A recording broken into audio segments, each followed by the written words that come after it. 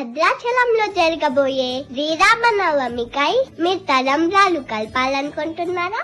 జై శ్రీరామ్. హోలీ రోజున శ్రీరామనవమికై మన రామయ్యని పెళ్లి కొడుకుని చేసి తలంబ్రాలు కలుపుతారు.